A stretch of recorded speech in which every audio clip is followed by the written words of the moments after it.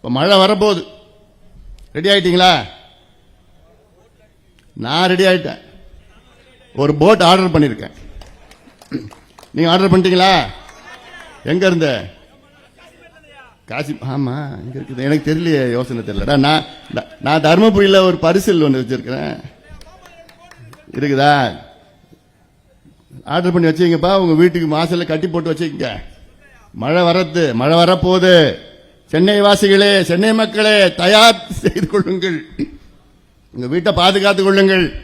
ஏன்னா திடீர்னு எண்ணெய் எப்ப தண்ணி போறோம் தெரியாது உங்களுக்கெல்லாம். தூங்கிட்டு இருப்பீங்க, திடீர்னு பார்த்தா தண்ணி பூந்துரும்.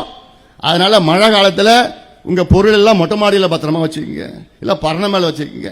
உங்க வண்டி, பைக்கு, ஸ்கூட்டரு, காரு, ஏதாவது சின்ன சின்ன கார் தான் வச்சிருப்பீங்க, அதெல்லாம் பிளைஓவருக்கு மேல நிறுத்திடுங்க. வீட்டுல நிறுத்தினா முடிஞ்சு போச்சு. அதுல அப்புறம் முக்கியமா எங்கேயாவது எப்படியாவது கடனை வாங்கி ஒரு போட்டு, சின்ன ஒரு போட்டு வாங்கி வச்சுக்கோங்க.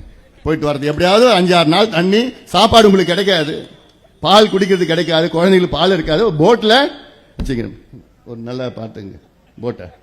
நீங்க திமுகவுக்கு சென்னை மற்றும் சென்னை புறநகர் உள்ள பகுதிகளில் 22 சட்டமன்ற தொகுதிகளில் 22 நீங்க திமுக கொடுத்தீங்க. எவ்வளவு பெரிய தப்பு பண்ணீங்க நீங்க. 22 அவுட் ஆஃப் 22.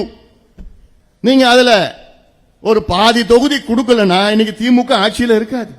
இனியாவது உங்களுடைய வலிமையை நீங்கள் சிந்தித்து பாருங்கள், உங்கள் எண்ணத்தை மாற்றிக்கொள்ளுங்கள். 22க்கு 22 நீங்க கொடுத்தீங்க. அதனால தான் திமுக ஆட்சியில் இருக்கு. இன்னைக்கு ஆட்சியில் வந்து இன்னைக்கு நாசப்படுத்திக் கொண்டிருக்கின்றார்கள்.